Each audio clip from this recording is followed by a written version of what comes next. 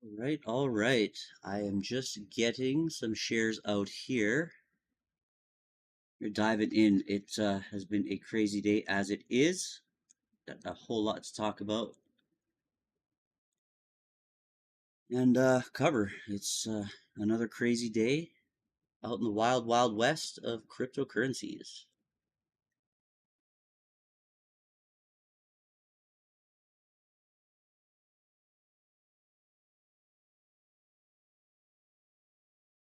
Shout out everybody that's tuned in already. Just getting some shares out here. Just going to be a minute and we're going to dive right in.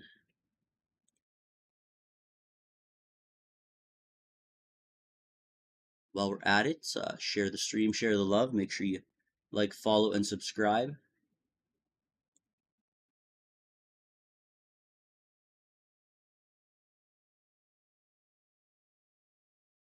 You know, this market just never ends with the crazy news and the absolute insanity that's happening all the time. But it is pretty exciting. It is pretty exciting sometimes. Keeps you on your toes, that's for sure. Starting here in about 20 seconds, folks.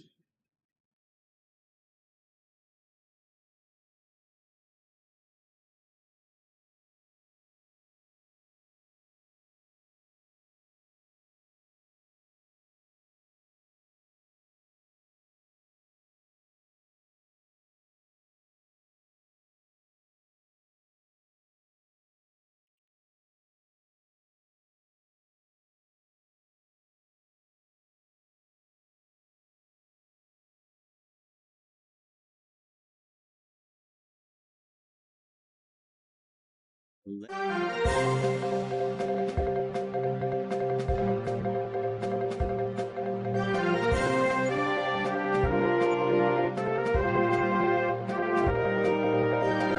are watching Chaos Crypto News, the crypto news that you need to know. Hope y'all are having a fantastic evening. First off, I want to start this off by reminding you that none of this is financial advice. Always do your own research and don't trust, but verify. I want to start today's news off with some Quantzilla news. Quantzilla has some more exciting things happening right now, and as some of you may know, we are partnered with Million Pixel Wall, which is a collaboration of XRPL projects, devs, and VIPs, and it's a sort of a scrapbook for the XRPL to commemorate history. If you haven't checked it out yet, you should have a peek over at millionpixelxrp.com, and this is kind of what it looks like here, so we'll just have a quick peek. You can see you got Brad Garlinghouse, you got John Deaton's on here somewhere too, you got Zilla down here, BuildX, you know, just a couple examples. And we can zoom in a little bit here. You got the bearable guy down here, right? It's actually 1,000,000 pixels, and you can buy different pixels, and each square is 10 XRP. Some people go for the gold and do something huge. Other people are doing something a little smaller, but this is a way to commemorate your place on the XRPL, and I think it's pretty cool. Now, the cool thing that we got going on with the Million Pixel Wall here is holders of the XBank token, which is led by Million Pixel Wall, are going to receive a QZilla airdrop if they harbor at least 40 million XBank before the airdrop date of March 2nd. So load up your bags with XBank to receive your free QZilla airdrop in just a few days. 10 billion Zilla tokens will be distributed exclusively to XBank holders. Speaking of airdrop, anyone holding 1 billion or more QZilla tokens on XRPL will be entitled to our 5% supply airdrop of 50 billion BNB and 50 billion poly-wrapped Zilla tokens to diversify token holdings off the XRPL and open the floodgates to dedicated Zilla supporters for arbitrage opportunities between the chains. Not to mention what we have planned for the future. Like, it's going to blow y'all's mind. So we are giving, like I said, tokens to the people that have supported us because we're branched, right? We're bridged through OneChain, which is super exciting, and you can actually trade on PancakeSwap. For more information on how to apply for the Zilla airdrop, head over to the Quantzilla Telegram under the announcement section and apply with your wallet addresses to fund. Also, with Quantzilla, we have paid to raid weekly payouts, and the master list is now live in our announcement section. You can find that on our Telegram as well. One list to rule them all, folks. Bank your raider rewards as they don't expire, or cash out and start fresh on the next week to roll over. Raiders on the leaderboard can request payouts in QZilla on either XRPL or BNB or Poly, and you can trade the BNB wrapped Qzilla, like I said, on PancakeSwap. So definitely check that out. Now I'll go over the other tab here. This is the XRP Pixel Wall talking about the airdrop that we're doing. Pretty exciting stuff there. You can check that out on X.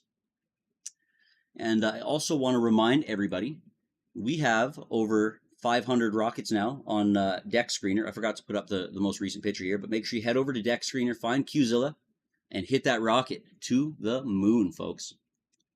And if you haven't jumped in yet, you can find all this information at www.quantzilla.online. So make sure you join our Telegram community, get paid to raid, and also you can verify our coin addresses because we do have impersonators. Tells you that we're doing something right. Also, be sure to check out my YouTube at KhaosDubz for crypto games content, some scam investigations, XCC and Cardano deep dives, interviews, more news segments, and a whole lot more. And if you're on YouTube, you can find a lot of these links in the description. Once again, like, share, subscribe, and follow. Let's dive into the news. So thousands of Canadians have signed a petition to revoke Elon Musk's citizenship, and they claim that his wealth is a bad influence. 250,000 Canadians have signed a petition to revoke Musk's Canadian citizenship, and Musk has been accused of engaging in activities that go against Canada's national interests and using his wealth and power to influence their elections. Canadians have been canceling U.S. trips, boycotting American products, and booing opposing anthems at hockey and basketball games. The petition began accepting signatures 5 days ago, and it will be open for more signatures until June 20th. The petition reads, Elon Musk has engaged in activities that go against the national interests of Canada. He has used his wealth and power to influence our elections. He has now become a member of a foreign government that is attempting to erase Canadian sovereignty, and the attempts of Elon Musk to attack Canadian sovereignty must be addressed. The billionaire replied to the petition on X by writing, Canada is not a real country. The post was later taken down. Tesla's CEO is a Canadian citizen because, in fact, his mother was born in Saskatchewan, and Musk was born in South Africa, but he does hold both Canadian and U.S. citizenship. When he was 18, Musk did go to Canada from South Africa and did odd jobs while he studied at Queen's University in Kingston, Ontario. He later moved to the States. There is some controversy surrounding that, saying that he may have been an illegal alien doing work or schooling here. It's just whatever. You can read this article if you want. That's on Cryptopolitan. We're going to move on. We've got a lot to cover today. So, as most of you know, the crypto market drops as Trump confirms tariffs on Canada and Mexico. If you checked your wallet or the charts, you've seen some definite declines. The crypto market plunges after Trump confirms tariffs on Canada and Mexico, triggering massive liquidation and highlighting Bitcoin's sensitivity to policy. The market saw nearly $1 billion wiped out, highlighting how macroeconomic policies are increasingly influencing digital assets. Trump confirmed that tariffs on Canada and Mexico were proceeding as planned, stating that the U.S. had been treated unfairly by its trade partners. A similar event earlier this year led to even larger losses, which you may remember. That was just a couple of weeks ago.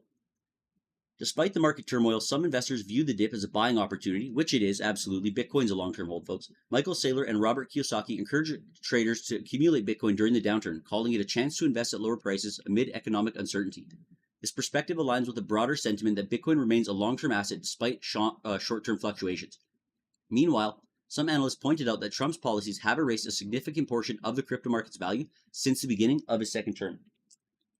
That being said, though, Bitcoin does not really have a whole lot of utility, so keep that in mind. Definitely, I would look into other utility coins. Always diversify your portfolios. Don't just ape into one thing and think you're going to be safe. You never really know what's going to happen. But, if you're banking on things like XRP with utility, and you look into what XRP is doing, right? I'm not going to sit here and plug XRP a whole bunch. You all know I'm an XRP maxi already, I'm sure, but I still like to talk about other projects. But I mean, like XRP is involved in a whole lot of stuff where Bitcoin really isn't. Nobody knows the creator. So even as far as the tax-free, capital gains tax-free, I should say, in the U.S. crypto laws that Trump's enacting for U.S.-made cryptocurrencies, Bitcoin isn't going to be involved in that, despite the rumors that it is made by the U.S. government. But because nobody really knows who made it, they can't say where it was made, so it's not going to be encompassed in that. Moving on. Now, I'm sure you all heard of the Bybit hack from a little while ago. Last week, I believe it was. Now, apparently they know how the Bybit was hacked for $1.4 billion in Ethereum. Interesting stuff here. Multiple independent audits have now pointed the finger at the cause of last week's historic $1.4 billion Bybit hack. Billed as the largest crypto hack of all time based on the value of the assets, and believe it or not, it wasn't the crypto exchange at fault this time. Analysts at Verichain and Signia Labs, two top cybersecurity firms, have determined that North Korean hackers managed to pull off the biggest hack in history by planting malicious code into the infrastructure of Safe, which is a crypto wallet provider used by Bybit and one that has long marketed itself as impenetrable. North Korean hackers injected malicious JavaScript code directly into Safe's online infrastructure, which was hosted on Amazon Web Services. It is as of yet unclear how the hackers managed to infiltrate Safe's code. Perhaps to avoid detection, the code was also specially tailored. It was designed to only activate once it interacted with Bybit's contract address. Once Bybit did indeed interact with Safe, 2 days later, the code worked its magic. Just 2 minutes after the hack, North Korean hackers then updated Safe's infrastructure to remove the malicious lines of code and disappeared without a trace. Scary stuff, scary stuff. Don't believe there's too much more I wanted to say about that one. But it wasn't the exchange that's at fault, so I believe that your trust in Bybit is still okay if you are using Bybit to do trades. A little bit more Bybit news here. So the hackers that did the Bybit hack have laundered $113 million in 24 hours. So they laundered 45,900 Ethereum, which is roughly 113 million in 24 hours, according to analysts. The hackers have another 363,900 Ethereum tokens, which is like $900 million, stored at that address. If they continue at the same rate, the remaining assets will be withdrawn within 8 to 10 days, so it's not going to be an instant process. Bybit CEO Ben Zhao announced the launch of a website to track the activities of North Korean hacker group Lazarus, which Arkham Intelligence experts linked to the platform's hack. He called the initiative a bounty hunt. Users can connect their wallets and join the search for illegal funds. If assets are successfully blocked, the reward is paid out automatically. Freezers, as they're being called, receive 5% of each bounty. The platform also provides ratings of bona fide participants in the crypto industry. So you can get in there and possibly help recover the stolen funds and receive a portion of the recovered funds, which is pretty cool stuff if you ask me. Although you got to be pretty into it and into the know of how to do all this kind of stuff to be able to help, because I don't think I'd be much help myself. Moving on. OKX operator pleads guilty over anti-money laundering violations, agreeing to pay $505 million in fines. Seychelles-based crypto exchange platform OKX operator has agreed to pay nearly $505 million in fines and penalties for violating U.S. AML laws for 7 years. For over 7 years, OKX knowingly violated anti-money laundering laws and avoided implementing required policies to prevent criminals from abusing the financial system. Not a whole lot more to say here, but I mean, when you start to look at it, who's really abusing the financial system? They make it seem like it's crypto that's causing all the problems. In fact, the US dollar is the #1 currency used for money laundering and for, tax evasion, for illegal goods transfer, things like that. So keep that in mind. Crypto is just a small piece of the pie right now. Although adoption is increasing, it's not the one that's causing all these problems. Now, talking about hacks and scams, we're going to talk about PiCoin again. If you've watched some of the previous episodes, you'll know we've been digging into that a little bit, and you'll know that my opinion of it, as well as the Bybit CEO opinion, is that Pi is a scam. PiCoin has stabilized after challenges. Eyes on Binance listing. Binance doesn't want to list Pi, by the way. They got a community vote going, and just because if the community vote does go through, it doesn't mean they're going to list it. But PiCoin has gained stability after a roller coaster journey. If you guys have been following this, we're going to talk a little bit about this, and you'll kind of start to see the writing on the wall here. But PiCoin has faced many ups and downs. Allegations and technical issues created uncertainty in the market. However, after overcoming these challenges, the cryptocurrency has reached a stable position. The market cap has shown a decline, though. This is due to an initial surge in price followed by a correction. The early rise attracted attention, but the drop led to some losses. PiCoin's price stands at $1.57 with a 24-hour trading volume of 795 million, and this reflects a 5.42% decrease in the past day. Pi initially surged to $1.99, but then Pi crashed by about 60% within 24 hours of its launch, reaching a low of about 61 cents. Now, what happened to the IOU price of Pi? I think it was trading at like $60 or something, $64 if I'm not mistaken, like a week ago before the launch. And people were claiming, oh, it's going to go up to like $300 or $500 or whatever. But that IOU price doesn't mean shit, because the IOU price isn't Pi on mainnet. I mean, when you start digging into Pi a little deeper, there's no big YouTubers talking about it. And all the comments on the YouTube videos, which, again, the YouTube videos that are talking about it are all mostly just shitty slop AI channels. instead of actual YouTubers. And the YouTubers that are talking about are like small YouTubers from Africa that I've seen so far. There's not really anybody else. And trust me, I've done some digging on this. But when you start to look at the comments, all the comments are from also people from mostly third world countries who keep saying things like, oh, I can't wait to get rich off this, because they're looking at the IOU price. And of course, what happened, people dunked right away when it launched, right? So I don't even think the price was anywhere near that when it actually hit mainnet. The IOU price is not the same as the Pi price. Remember that. Now, Binance, one of the largest cryptocurrency exchanges, is conducting a voting process for Pi, as I mentioned. The voting will end on the 27th of February, which I guess is tomorrow, if I'm not mistaken. It is tomorrow, yep. So if PiCoin gets listed, there is the possibility to see a major surge in price. But again, my understanding is that even if the vote goes through, Binance is not necessarily going to go through with listing it regardless. As the Pi token crashed by about 60% within 24 hours of its launch and faced scam allegations from the CEO of Bybit, Ben Zhao, Zhao reaffirmed that Bybit never considered listing Pi to begin with, criticizing the project's lack of transparency despite the sharp price drop. This trading volume surged by 2,833%, showing continued market activity. Meanwhile, Binance's community poll could influence its credibility, but Pi Network must address the transparency concerns to regain investor confidence. There's more than just the lack of transparency to mention as well regarding this. I mean, if it's made by a bunch of Harvard graduates, which is what they're claiming, why the fuck is it taking 6 years to get anything launched or actually done with it? Like, I never gave my KYC to these people for that reason, simply because I don't trust it. I have a friend who is doing the KYC for Pi, just onboarded as a Pi user. So it's not even like Pi staff that are doing the KYC. They're giving your information to random people who are, maybe not so crypto savvy or maybe have ill intentions. And that can be used for a numerous bunch of different ways that are not good. You know what I mean? So your data could be being given to anyone to KYC verify, which is fine as it is. But I mean, once that KYC data is put into the system, now you have access of 2 points of failure, essentially, the person who put it into the system and the company themselves. I don't trust Pi one bit. Now, the next article does talk a little bit about Pi here at the bottom, but it's just kind of rehashing. Oh, I don't know why. This was like a double article earlier. That's weird that it has only gone to this now. There was like an article above this, which kind of sucks because that article is something I wanted to talk about. Anyways, as we go down, maybe I can find it here. If not a huge big deal.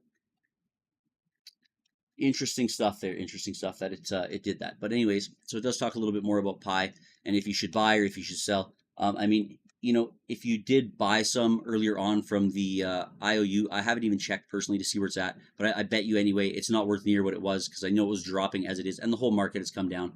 And now the actual value of Pi has been realized as like, under $2. So there you go. Talking about hacks and scams, I don't have a ton of information here on this one. One of the Quantzilla team members was actually following this live as me and the other lead dev were working on some stuff. So I wasn't actually following it as it happened. But if you heard about the Kanye token or whatever, Kanye was apparently going to release a token, but then he allegedly sold off his account on X to some other developers, which I can't remember the coin's name of those developers. It was one of the dog meme coins or whatever, not one of the main ones either. But apparently Crypto.com has got wrapped up in this, and it's not looking good for Crypto.com or the Crow token at the moment. So the Ye token launches live, Crypto.com says. Thank you, Kanye West, for the opportunity to launch this stealth drop together. It lists a token address, and then it says, let's support Kanye and Solana. Now, obviously, as we know, maybe you don't yet, folks, but many of us know that Solana is like a dirty rug platform, and we'll talk a little bit more about the possible future of Solana shortly here. Solana is not in good shape right now due to the amount of scams and hacks and just essentially nonsense, manipulation, bad actors, and people losing a ton of money. But Crypto.com deleted this post super fast after one of our team members, like I said, took this screenshot, not only because people were calling them out in this post, but also simply because as soon as they reposted another post, they were getting called out as well. This is not a good look for Crypto.com. And of course, it was the wider market that has dropped, yes, but Crypto.com token did take a pretty decent hit. And I'm assuming it was at least partly related to this. Not a good look whatsoever, folks. Oh, look. Pump.Fun X account hacked, used to promote phony governance token. All the eyes are on Solana. People are flooding out of Solana in hordes to move to more reliable chains like BNB and XRPL. Although XRPL is kind of a smaller chain adoption-wise, we still have a lot of stuff going on the XRPL. And people are starting to realize that it's a lot better, I think. It's a lot cheaper also to move your stuff, do transfers, whatever. Also, because of the trust lines implemented on XRPL, there's no real option for dust attacks. Not the same way as there is with other tokens on other chains. Ethereum is a great example, right? You get dust attacks all the time, including with NFTs. Just one sec, gotta grab some water, folks. So Pump.Fund's account, or X account, I should say, was hacked and used to launch a phony governance token called Pump that rose 517 million% in price before crashing 99.9% in just minutes. The platform's 23-year-old pseudonymous COO, Alon Cohen, posted on X, account has just been compromised. Please don't interact.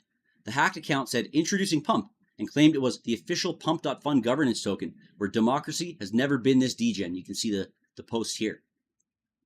It attempted to promote at least 2 different token contract addresses and claimed that Pump Fund would supposedly use 50% of its fees to buy back the tokens and lock them up for 5 years. It said the token will allow holders to vote on platform changes and reward longtime users for being an OG degen. One token reached a market cap of over $414 billion. Jesus Christ. Crypto sleuth Zach XBT claims the hackers are connected on-chain to the Jupiter DAO and Dog Coin account compromises. Yes, and the Dog Coin apparently is the team that Kanye sold his X account to just before that Yay token was launched, and then Crypto.com supported it. Crazy, crazy stuff there, folks. Crazy stuff.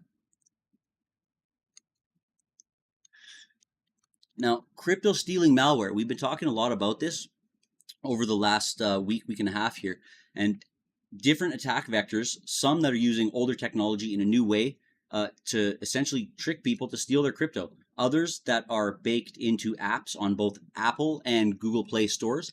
And this one here is a great example for people, especially who are developing cryptocurrencies or people that are using bits of code to dev stuff. So crypto stealing malware spread through fake GitHub repos, and this is warned from Kaspersky. A lot of code on the internet is open source, meaning anyone can use it. But Kaspersky's secure list says there's been an uptick in cyber criminals uploading fake projects in an attempt to deceive victims. The threat actors involved went to great lengths to make the repositories appear legitimate to potential targets. In one case, a bogus project for a Telegram bot that manages Bitcoin wallets included malware that could allow attackers to obtain a developer's browsing history or crypto wallet data. Now, that's always a concern, of course, right? That's something you always got to pay attention to, is this next part here, especially too. It's called a man-in-the-middle attack. Other components include a clipboard hijacker that scoured the victim's computer for wallet addresses, replacing them with ones controlled by the attackers. So when you copy a wallet address, right, and you hit copy, right, and then you go to paste it, if you're not double checking your wallet address and triple checking it, and I mean, you can't even just rely on checking the first 4 or 5 digits and the last 4 or 5 digits anymore, because people are using like essentially a vanity address generator to generate those first and last several digits. You got to check the entire address to be sure, because that's one way that you can get scammed super easy. It actually happened to me early on in my crypto career, and it's one way that I lost a good chunk of Bitcoin when I started. It was one of my first Bitcoin buys ever, and I was trying to move it to a wallet, and I didn't really know what I was doing because it was so early in the space. There wasn't a whole ton of information out there, and things were all new to me and new to a lot of people. It was pretty easy to fall for that, but you live and you learn, folks. Sensitive information obtained from hackers, which also includes passwords and banking details in this case, is compromised and sent on to the hackers via Telegram. Vigilance is needed, especially considering code-sharing platforms like GitHub are used by millions of developers around the world. Such repos are often used to help save time and complete projects faster by enabling builders to use code that already exists. For that reason, it's crucial to handle processing of third-party code very carefully. Before attempting to run such code or integrate it into an existing project, it is paramount to thoroughly check what actions it performs. And I'm not a coder myself, but I have had some success using ChatGPT, and it's getting smarter and smarter by the day. It may not be a bad idea if you're doing kind of stuff like this to run it through ChatGPT and see if it notices anything malicious, or even maybe inform ChatGPT, especially if you're using the new O3 Mini, that this is kind of a thing that's happening, and maybe it'll be able to find that out before you implement the code into something that could cause you problems. Although I'm not 100% sure if copying and pasting that code into ChatGPT, for example, would put you at risk of attack. So definitely something to keep in mind, folks. Always be vigilant. Moving on. Another scam, folks. Wouldn't you know? Binance SMS scam preys on Bybit hack fallout, and it's tricking users. It's another type of hack that we've kind of touched on in the last couple of episodes here. The SMS scams, you've got to be really careful. The last one we talked about was an SMS scam sending a PDF file, and the PDF file is malicious. Don't just randomly open links that you get, especially if you're a crypto investor, especially if you have a lot of stuff in hot wallets, folks. A dubious SMS phishing scam is exploiting the chaos following the record-breaking Bybit hack, deceiving Binance users into handing over their funds. Binance will never provide users with existing wallets and send mnemonics to users via SMS or other methods, warns the exchange. Another thing I want to note here, folks, if you're watching on YouTube, you'll probably see this across a lot of videos. I'm seeing it everywhere, but I get several comments on my videos every day by these scammers. I'm sure probably they're just bots too, but they'll be like, oh, hey, great analysis, even if the video is not crypto related necessarily, but they'll be like, oh, great analysis. By the way, I need some help. My wallet seed is, and then they'll drop like a seed phrase or whatever. And that's silly to even interact with. Like, it's an obvious scam. And I mean, you'll see, like I said, copy and pasted multiple comments sometimes on the same video from different accounts with maybe slightly different wording or slightly different seed phrases or whatever. But nobody's going to do that, right? That's a dumb way to do anything, essentially, if you know anything about crypto. But I know a lot of people new to crypto space don't know this kind of stuff, right? So it's always good to inform people. I delete the comments as fast as I can, but if you ever see those kind of comments on people's YouTube videos, inform people. Put a note under there saying that it's a scam, right? Because it's an obvious scam to people who know what they're doing, but it could drain wallets of other people who don't know what they're doing and don't know how to keep things separate. Sure, you could create a new wallet address and input this and see. There may be tokens in there to interact with. Possibly, though, if you interact with those tokens and try to send them to an exchange wallet or, another wallet that you're holding that is not an exchange wallet, self-custody, for example, it could drain your wallet. I'm not really sure. I don't know. I'm not attempting that stuff. I'm sure we'll see something coming out from one of the scam investigators sooner or later regarding that. Now, back to this article here. So the fake SMS messages are appearing within Binance's official SMS thread, seemingly sent from Binance's official number. They falsely claim that users' accounts have security issues, creating panic and pressuring them to engage with the scammers. According to victims, the panic intensifies when the messages warn that their accounts were accessed from countries like North Korea, notorious for the cybercrimes. So one user says, I just received an SMS from my usual Binance number where I always receive verification codes. It told me my Binance account is being hacked from North Korea. Hong Kong-based Web3 expert Joe Zhu, a victim of the scam, shares his experience on LinkedIn. And you can see here, there's a photo of this. If this was not you, basically from Pyongyang, North Korea, then call us. And then, the authentication code here. So another thing to mention regarding this, folks, don't rely on text message authentication codes. Always use a two-factor authentication through an app like Authenticator, for example. Also, a good way is to use a passkey. That seems to be quite popular lately. Because what's happening, and we talked about this about a week and a half ago as well, people can spoof your identity essentially using AI because it's so good these days. They can call up your cell phone provider and they can essentially get your cell phone provider to move your SIM card or move your number to a different SIM card, I should say.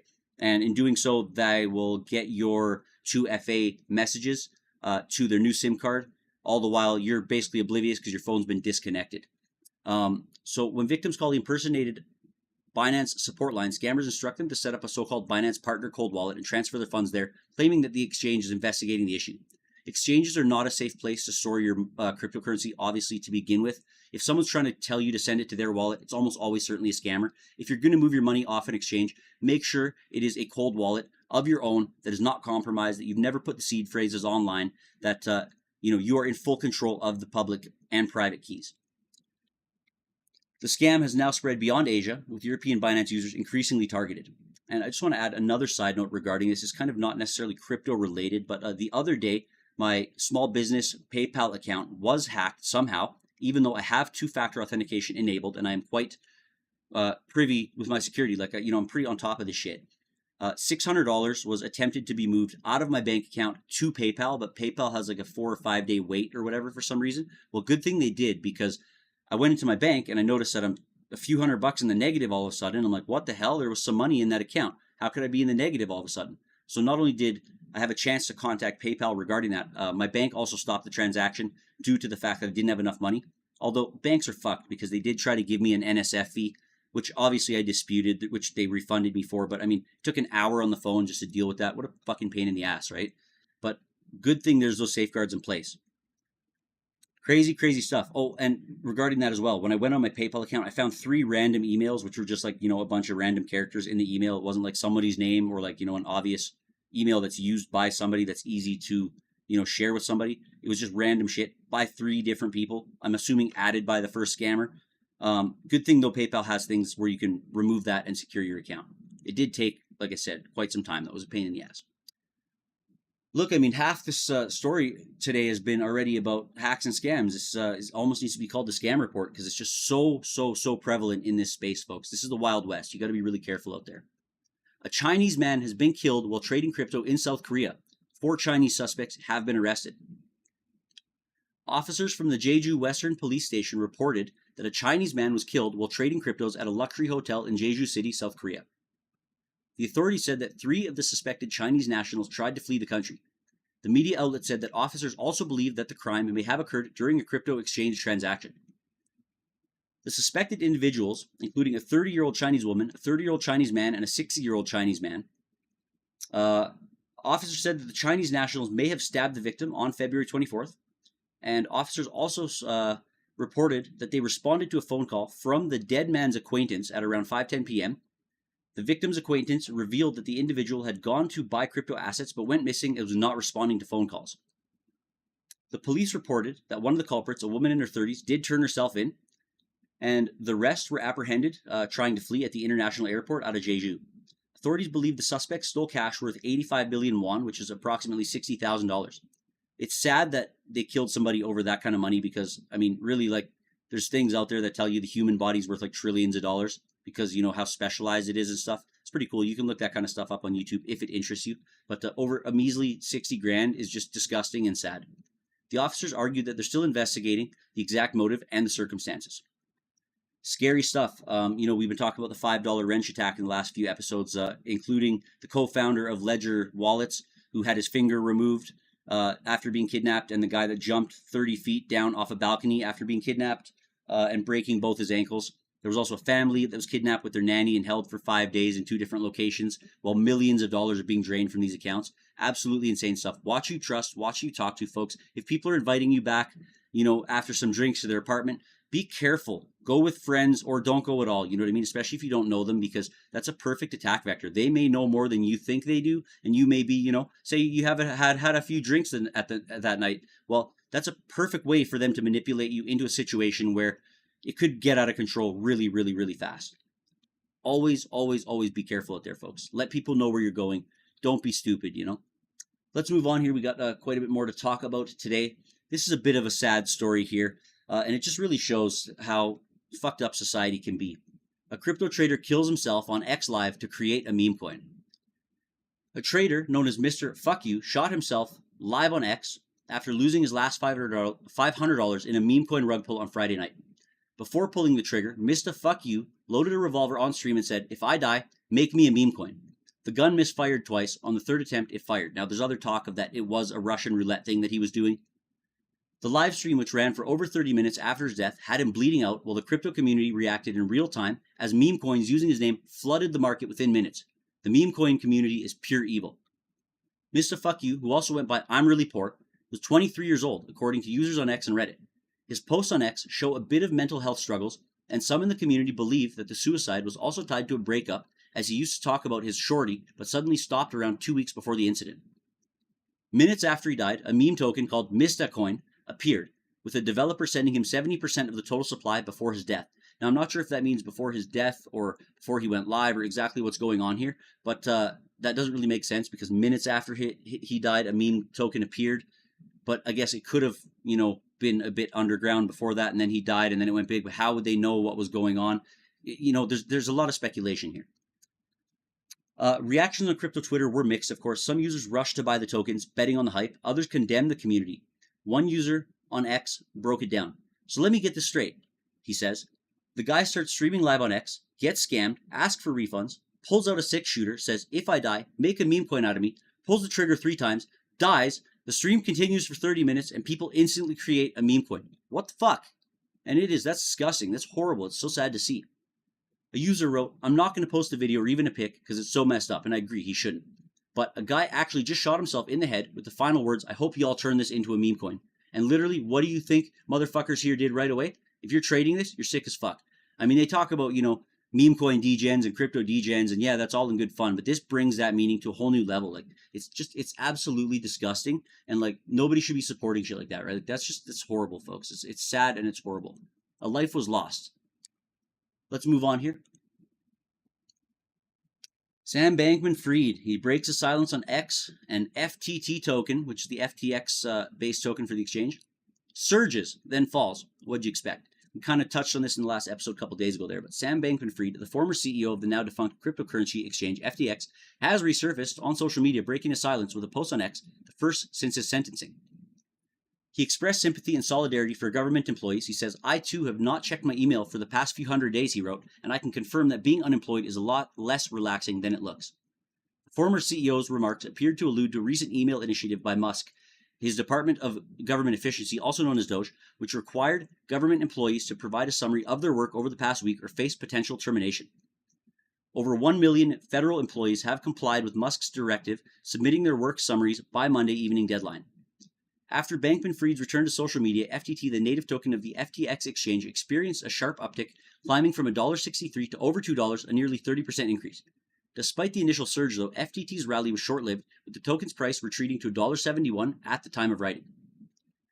Now, next, I'm going to play a couple clips from a couple videos. I suggest you watch the entire videos if you want to learn a little bit more, but there's just a couple minutes of each video here that I want to touch on that are quite important, whether you're investing in the crypto markets or broader financial markets not related to crypto, whether that be gold or silver or derivatives, whatever it is.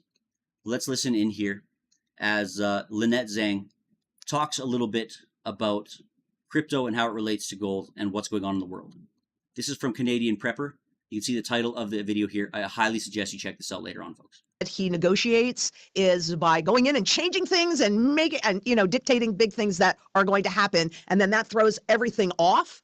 And so what you're seeing is a rush to safety in the true one, the only flight to safety asset that runs, the only financial asset that actually runs no counterparty risk. Don't you mean, aren't you talking about this right here?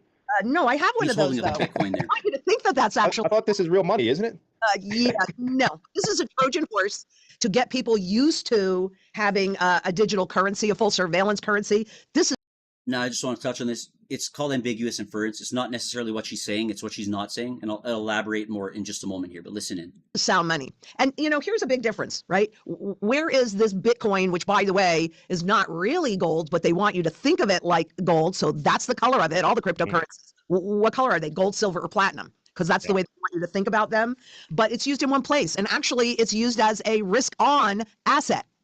This real solid gold is used in every single sector of the global economy. So it has the broadest base of functionality and the broadest base of demand. This has been tested thousands of years. This test is coming up. Well, I always say that gold is actually used in the computer chips that Bitcoin is printed on. So, it's just funny how that all works, with gold being the most precious of metals that is used in semiconductors in order for Bitcoin to do its thing. But that's usually lost on a lot of crypto guys. Well, He does have a point there. And again, we're going to watch a little bit more of this, and I'm going to elaborate a little bit more then. the interesting part about it, though, is that like diamonds, they've figured out how to make lab-grown diamonds, right? But they've never figured out how to create the same exact attributes of both gold and silver in a lab.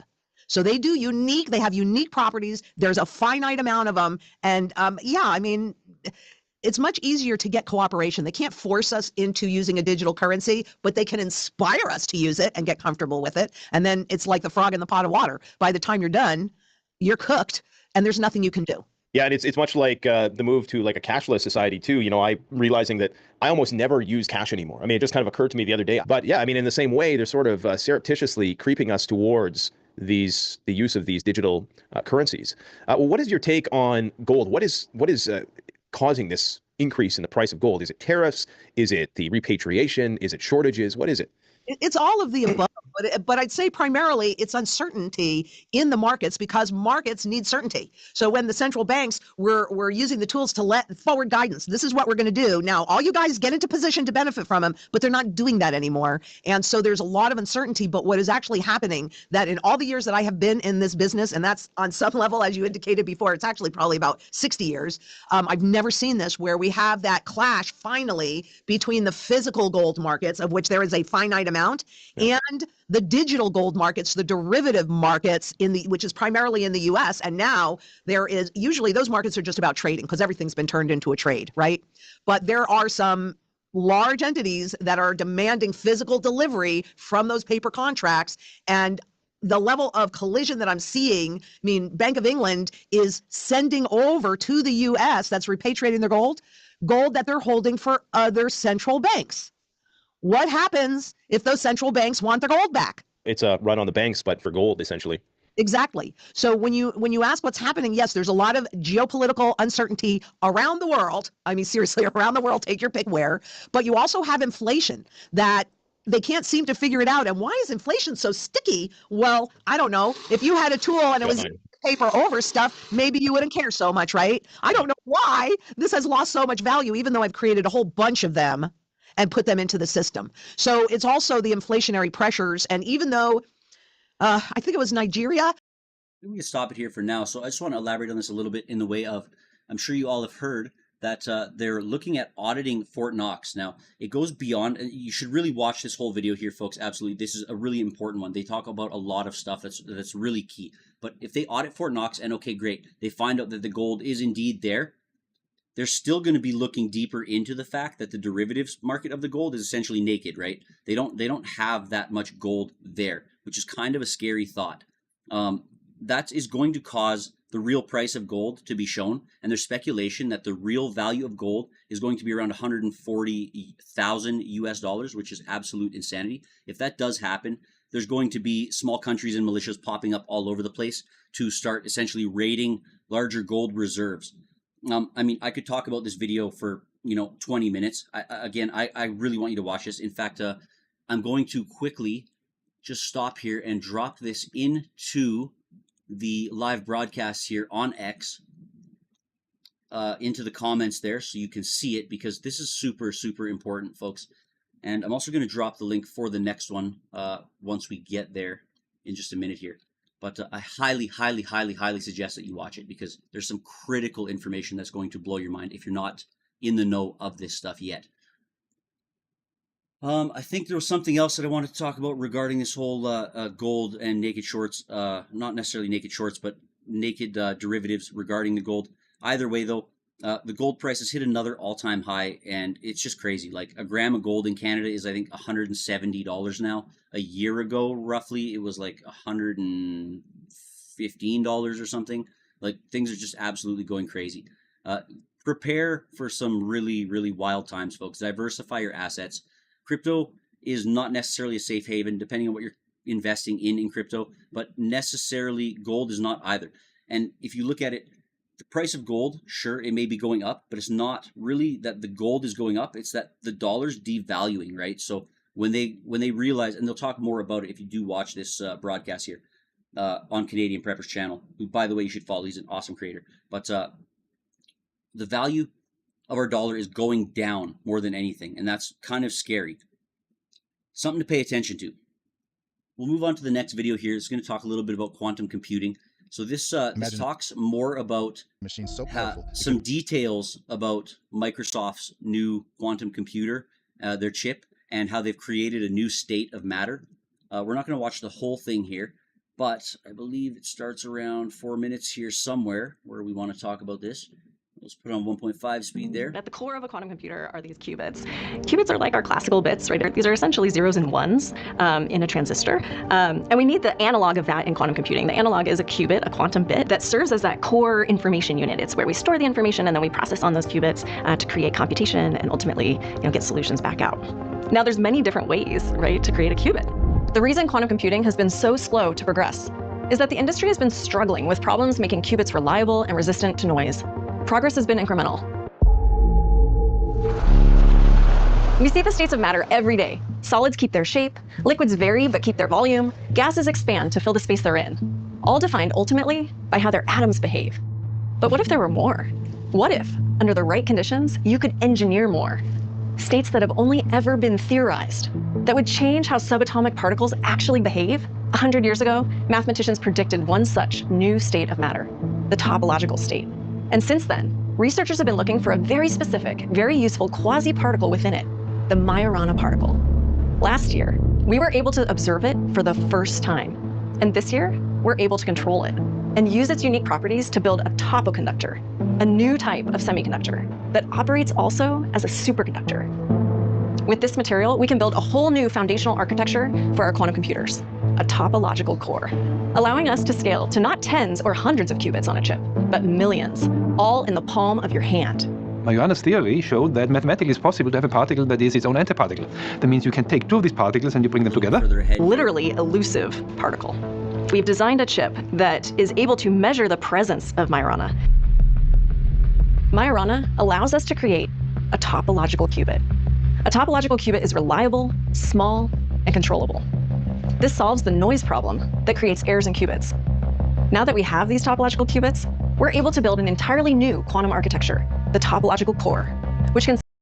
So just to touch on this a little bit, and we've talked a little bit about this in past episodes, folks, but Google came out with that quantum computing chip, what was it, about a month ago, and that was supposed to be like revolutionary or what have you, but it was only 100 qubits, and they were theorizing, or some people I should say were theorizing, that that is going to take, you know, years to possibly decades to be able to crack any kind of encryption, such as like, you know, a wallet address or a wallet seed, because of the amount of errors. So just because they have 100 qubits that can do the processing, you need like exponentially more qubits there to be able to fix those errors as you go, because any type of disturbance, whether that's like barometric pressure or like a change in temperature or like, you know, breathing on it essentially, is going to skew your results. That's what's really interesting about these topological cores and what she's about to say here. Check this out. Scale to 1 million topological qubits on a tiny chip. Able to build an entirely new quantum architecture, the topological core, which can scale to 1 million topological qubits on a tiny chip. A million, let me replay that one more time. 1 million topological qubits per chip. Google's chip was 100 qubits. Quantum architecture, the topological core, which can scale to 1 million topological qubits on a tiny chip. Every single atom in this chip is placed purposefully. It is constructed from ground up. It is entirely a new state of matter. Think of us as building the picture by painting it atom by atom. In a regular chip, the computation is done using electrons. We don't use electrons for compute. We use Majoranas for compute. It's an entirely new particle. It's half electron. When we look at the design of this chip, right, first of all, you can fit so much on just a small form factor, right? This chip can store over 1 million qubits, right? Over 1 million can fit on just this small form factor. In addition, we don't want to wait centuries or millennia for a solution. And so this chip also offers the right speed to get solutions from the chip in a reasonable, efficient, you know, amount of time. That's the... So like instead of, you know, like I was saying earlier, decades, and that's what some experts apparently are saying that it's going to take for it to be able to crack Bitcoin wallets or any crypto wallets for that matter. This is going to take, you know, possibly months or years. And if they're saying it's going to take years, or, you know, if it's a year away, it's probably already like right on the cusp, because nobody's ever going to give you that kind of information. It's like the military, right? They'll release stuff in the military to military personnel, but it won't be public knowledge or released to the public for many years after, until they've already advanced past that point. Like drones are a perfect example, right? I believe the military had drones in use way before they ever became a consumer grade toy. And that happened years ago already, but you know, the military's probably had drones in use for many, many, many years. The drones that they have now are obviously way more advanced than anything you get consumer grade. And imagine the shit that they're not talking about is even more advanced than that. There's not much left of this video, so we're just going to finish this one up because it is some interesting information here. The beauty in this qubit design, the topological qubit, it has the right size, the right speed, and the right type of controllability. And all of that together means that it has an ability to scale like no other. We call the ages of mankind by materials. We've talked about the Stone Age, we've talked about the Bronze Age and the Iron Age, the Steel Age, the Silicon Age. Materials define our culture, define our mankind, define our progress. Thus, what could be more powerful than having a machine that can let you radically change the way we work with materials? Our leadership has been working on this program for the last 17 years. It's the longest running research program in the company. And it's the longest running research program in Microsoft's history, folks. And they've been quiet about it until now. And if you missed that first part, they created a new state of matter other than the known ones, which are solid, liquid, gas, and then plasma. There's a new state of matter that's been created. This is absolutely revolutionary. This should be front page news on every newspaper, on every article, on every website in the world, but it's not.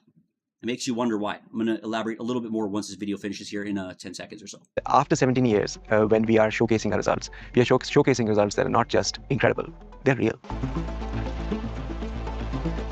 They are real because they will fundamentally redefine how the next stage of the quantum journey takes place. We're at the cusp of a quantum age, and Majorana 1 is just the beginning. Just the beginning. Scary stuff. You know what's interesting, though? This kind of ties into the fact that if you follow Crypto Hulk, he's also saying some of this stuff as well regarding how HBAR, Hedera hash graph, I'm sure most of you know about that already. Maybe you don't know this, though. HBAR is the only company so far that I've been able to find out that is, in fact, creating quantum-resistant semiconductors. Now, if experts are saying, oh, well, you know, the quantum hacks are, you know, years away or possibly decades away before they can hack Bitcoin wallets, and this is happening now, but this was only released yesterday or 2 days ago, this information.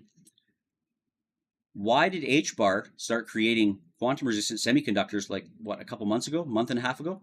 It's almost like they knew, or they've been watching, or they have insider information as to what's going on here with Microsoft, because they think it's coming faster. Otherwise, they wouldn't be doing that right now. And a quick side note here, if you're worried about quantum attacks on your cold wallets, folks, first of all, you got to realize that they're going to go after huge infrastructure first. So, you know, like Michael Saylor or the Satoshi wallet are going to be like the first attacks that they're going to try with quantum computers rather than small wallets. But obviously, it's going to trickle down. If you want to protect yourself without having to get any specialized crypto hardware wallet that is quantum resistant, all you have to do is, if you're using a hardware wallet, send to an address, right? Once you have your crypto in that address, as long as you don't make any outgoing transactions, there is no way, as far as I understand so far, for a quantum computer to be able to hack that wallet. If you send an outgoing transaction from that address, you should create a new address and move all of your holdings to that new address that has no outgoing transactions. Every time you make an outgoing transaction from a new address, move the rest of your holdings to another address. And again, this is mostly for cold storage. I don't know how well it's going to help hot wallets, because I mean, hot wallets are obviously easily attacked in comparison to cold wallets. But if you move all your crypto to a new address, it's going to be a lot harder for a quantum computer to access it. And obviously, when people are doing hacking, criminals, all this kind of bullshit, they're looking for low-hanging fruit, easy targets, right? Don't make yourself an easy target. That should put you ahead of most of the pack. Let's move on here. We got a few more articles to go through today. We're already running into an hour time here. But we do have another article about quantum computing. So it seems like something out of a science fiction movie. They have successfully achieved the first quantum teleportation in history.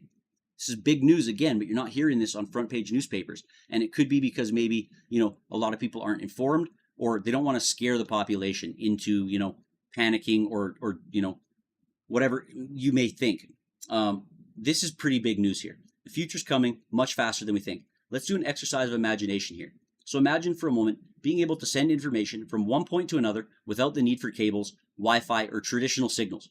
More or less like something telepathic, right? Well, that's precisely what scientists have recently achieved at the University of Oxford, teleporting data between two quantum computers. Let's lower the hype just a little bit, though. The transmission distance of this experiment was less than 2 meters, but that doesn't really matter. What matters is having achieved this milestone of sharing information without the need for connectors. Now, the distance shouldn't really make a difference. If you know anything about quantum physics and how, you know, atoms are connected, for example, and same with subatomic particles. They even recently found out that quarks, which are one of the subatomic particles that essentially create all of the atoms, they're used in everything essentially. They are also quantum connected. So it doesn't matter the distance. You get instant data transmission, for example. You know, the state of one will match the state of the other, no matter where in the universe it is, instantly.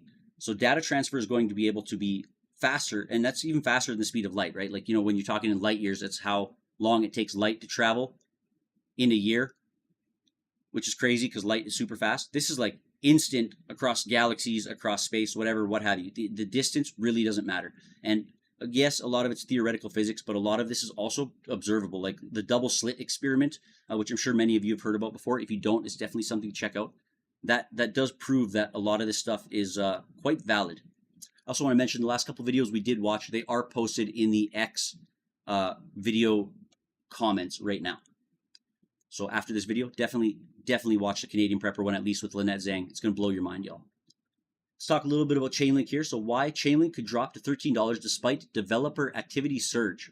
Currently, Chainlink price is hovering around $15.22 with a potential drop anticipated to the key support level at $13.27 in the coming sessions.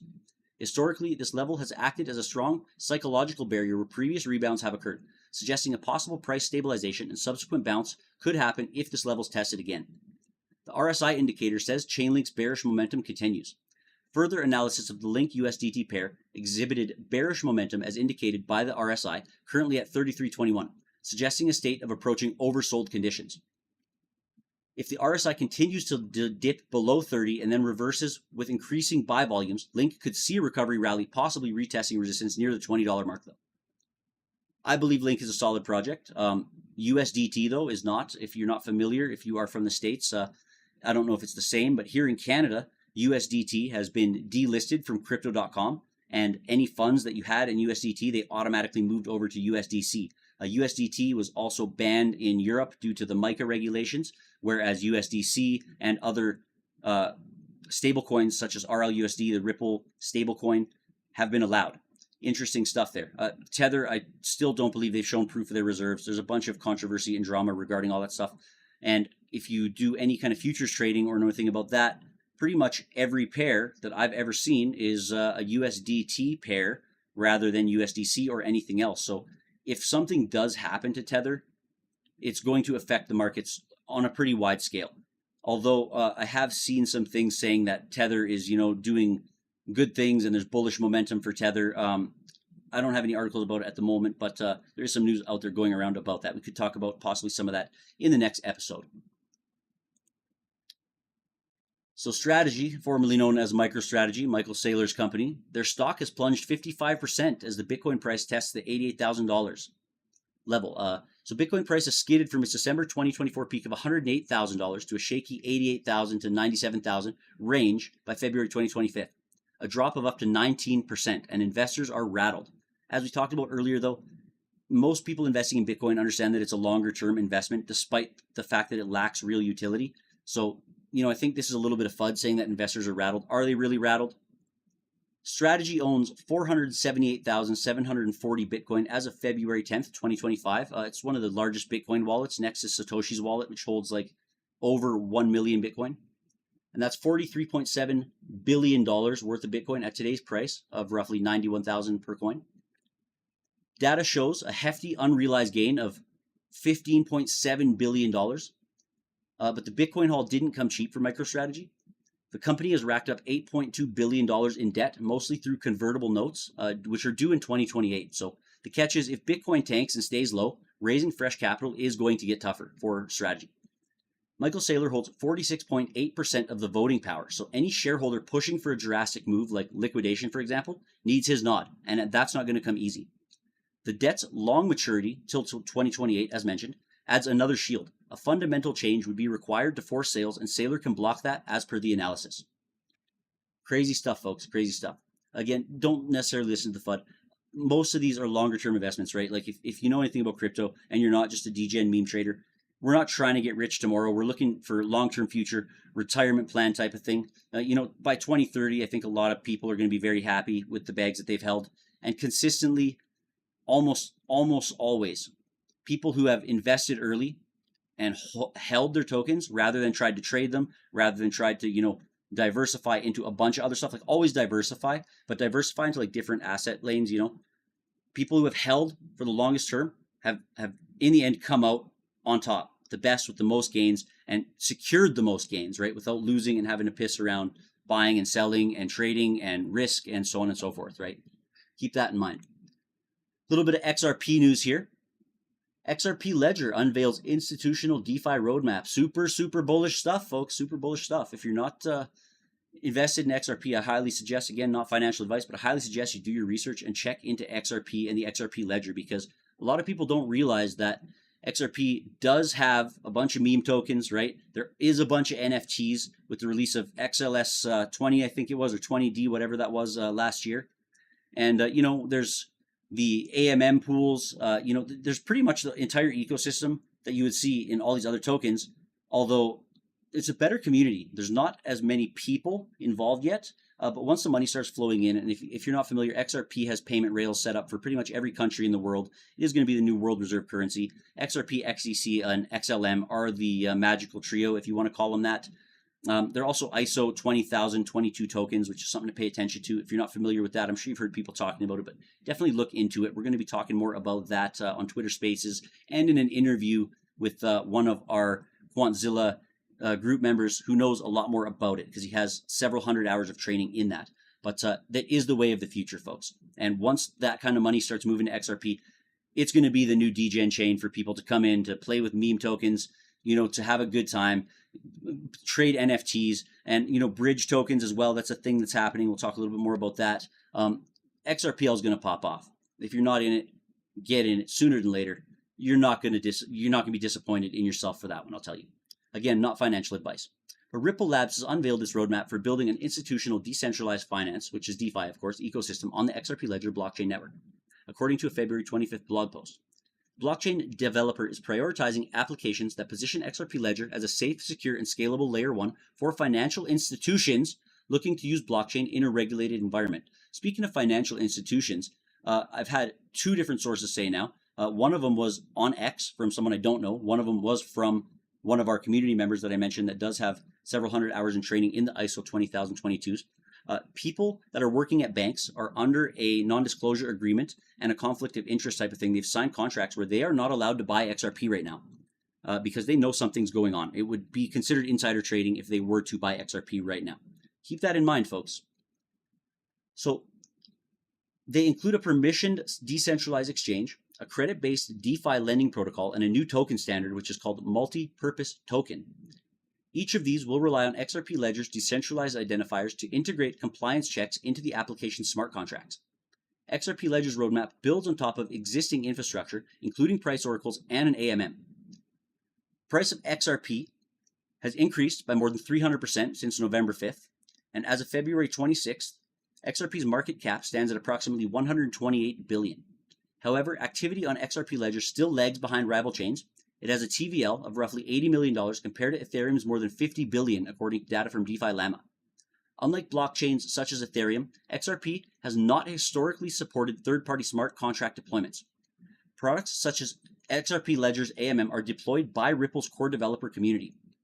The DEX has handled upwards of $1 billion in crypto swaps since launching in 2024, and that's from CEO Brad Garlinghouse.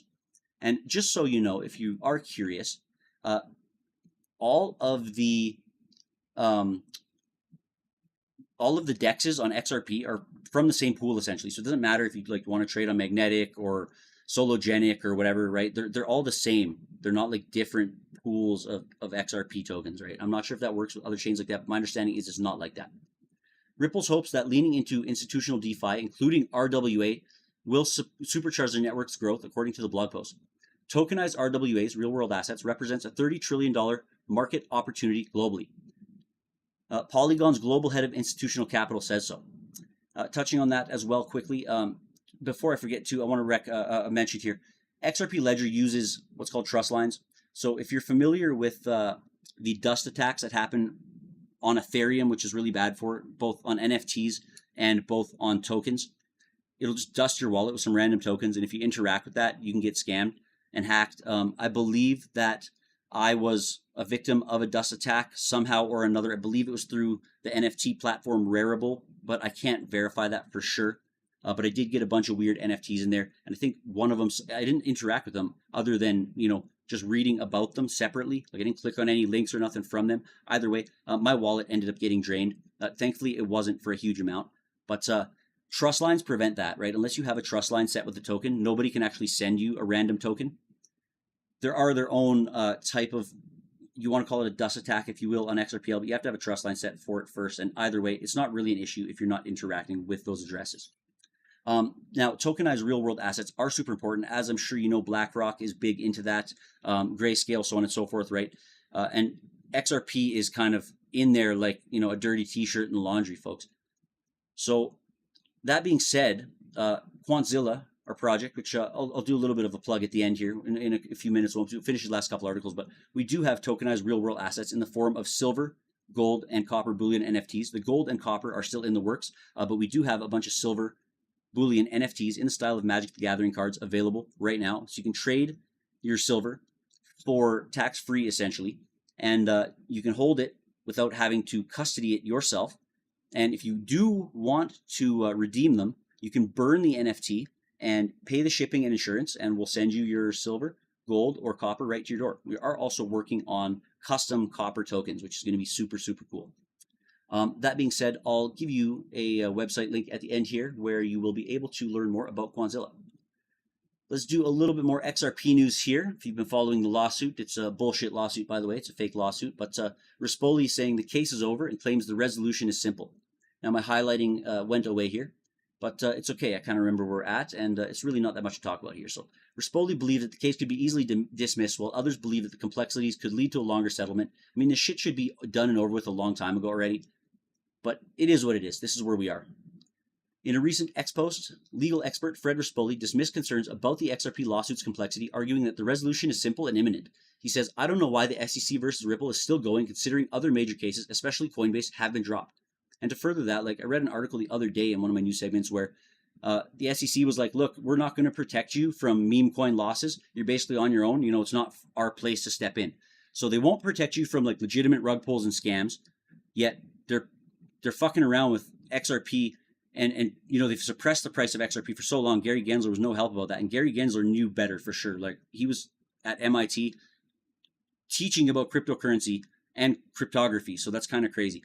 But he criticized the SEC's excuses as cowardly and dismissed fears over the absence of a new SEC chair, Paul Atkins, and Judge Annalisa Torres' $125 million penalty against Ripples as baseless. Rispoli remains confident that the lawsuit settlement is near. He says the case is over regardless, either now or in a few months. And he's right. He proposes a simple solution, though, to end the case. So that's both sides drop their appeals. According to him, Ripple would agree to pay the $125 million penalty, putting an end to the lawsuit. By dropping the appeal, Ripple would give up its claim that the penalty is too high, making the payment final. Although it does contrast with the more complex scenario suggested by experts like Meta Lawman, he believed that the Ripple lawsuit won't end until several other cases, including those involving Gemini, Kraken, and Binance, are concluded. And I do believe we're going to see a conclusion to a lot of this with Trump being in power, with a lot of shifting in the, what do you want to call them, three-letter agencies, if you will, I guess, who are managing this stuff. There's clearer heads in power now, and I think instead of, you know, limiting the USA and essentially North America in general from being part of the crypto market and the adoption and letting, you know, other countries like China do the adoption and take over, Trump does have the stance of, you know, they're going to be the crypto capital of the world. Whether that's true or not, I guess is to be seen, but it is a much better position to hold than we're going to ban everything. We're going to make it hard for people to invest. You know, the FDIC getting involved, making banks not allowed to do business with crypto and so on and so forth. That's pretty much all I wanted to say here regarding that. So we got a couple more articles as we end this one off today. We talked about how El Salvador kind of got screwed over by the WF, World Economic Fund, I believe. Yeah. So they've resumed their Bitcoin purchases, and they've added 7 Bitcoins to holdings, despite Bitcoin no longer being the national currency of El Salvador. So they can still hold it in their, what do you call it, the crypto reserves, essentially, for the government. Currently, the Central American nation holds 6,088 Bitcoin, which is equal to approximately $558 million at the current rate. The halt in purchases was witnessed, as I mentioned, right after a 40-month EFF agreement with the IMF. And now things have kind of got screwed up for them. People have lost a lot of faith, but they still have the option to hold Bitcoin. And I think that's a cool idea. Although forcing the people in their country to use Bitcoin for certain things maybe wasn't the best idea. Although I do believe it's ambitious and pretty cool. If it worked out better, I think it would look better for the market overall. But I don't really think that it should discourage other countries from attempting to do things like this. I know Nigeria is really popular with crypto, and they are doing some innovating there. You know, they don't seem scared off by it. I know they're not necessarily doing the same thing, but I really hope other countries aren't scared off by the fact that this kind of didn't go their way. The IMF is dirty, right? All these big institutions are pretty dirty, and that's just part of the world we live in, folks. It is what it is at this point. final article for today. Crypto market faces a massive liquidity crisis. 325 billion wiped out since Friday.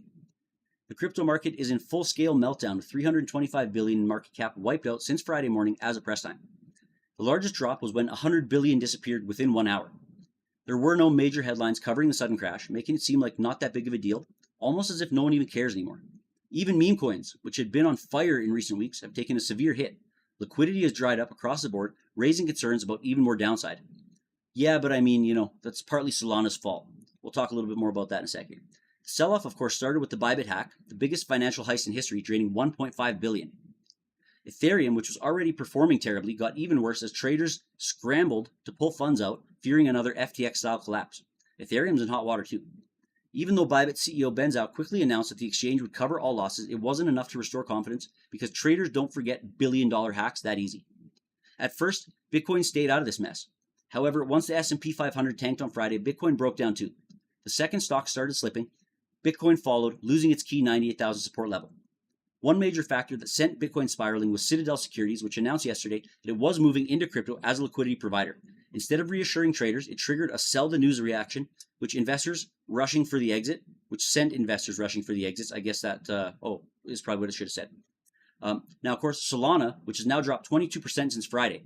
The meme coin sector, which has been one of crypto's wildest success stories of the year, and they're literally releasing millions of meme coins, like they're breaking records every month, basically. Well, maybe that'll taper off now, but it's getting slaughtered. With Solana's crash, traders dumped their meme coins en masse, draining the last bit of liquidity from the market. And this actually started when Argentina's president, Javier Milei, publicly endorsed Libra. We talked a little bit about that and how Dave Portnoy was involved with that, as well as the Greed and Greed 2. It's kind of a big scandal happening, right? But that wiped out $4.6 billion in investor money super, super quickly. The scandal tainted Solana's reputation, among other things, right? Like Solana is a dirty rug platform. There's no doubt about that. With, people expect it. They're like, yeah, we know it's going to rug. We're going to ape in anyways with our life savings. Like, shit's ridiculous, right? But now $1.72 billion in SOL tokens are set to be unlocked on March 1st, and the market is preparing for even more selling pressure because of that.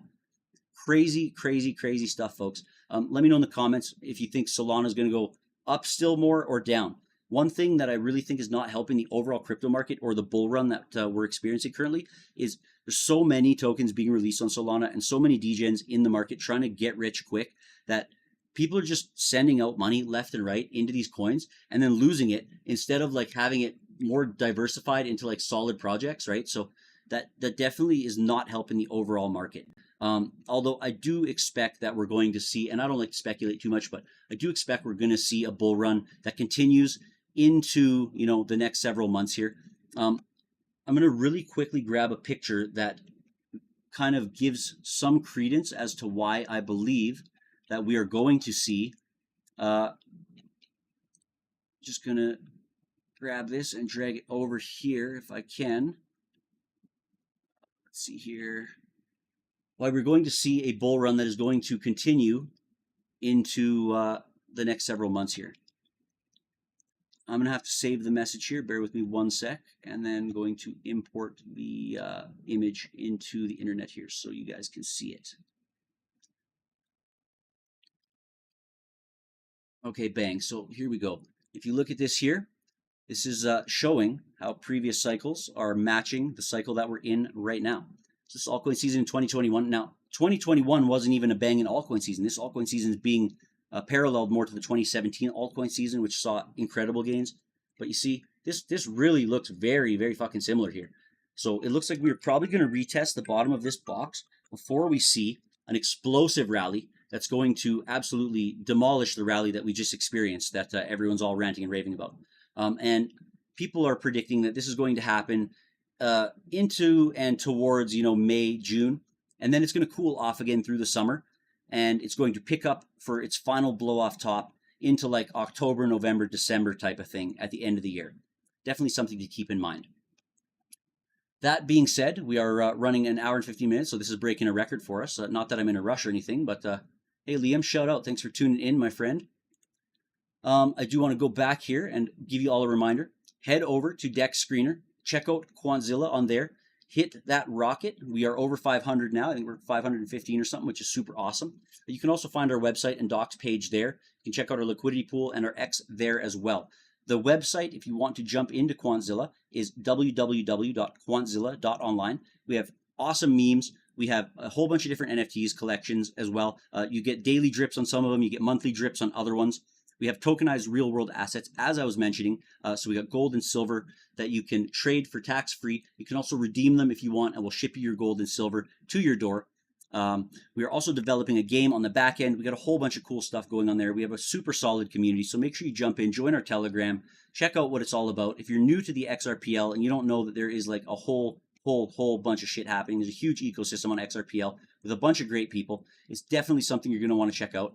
I highly suggest getting into it before it's too late, because once that switch flips on XRP, and not just XRP, I mean, the whole market is going to change, right? But once that switch flips, it's going to be overnight. Millionaires are going to be made, and people are going to be priced out like so fucking fast. It's ridiculous, right? So definitely, again, not financial advice.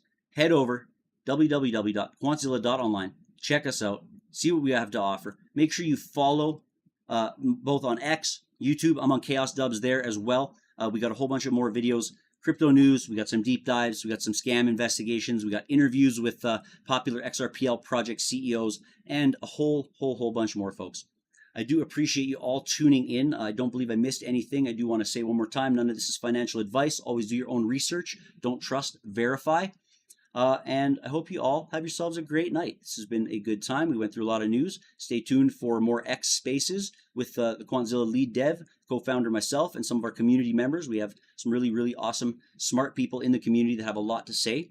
We want to give you as much untainted, unbiased information as possible. So we are going to continue just plugging away, folks. Appreciate each and every one of you.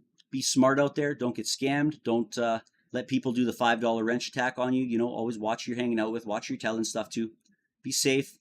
And yeah, I think that's about it, folks. Have yourselves a great evening. Peace, bless, and love.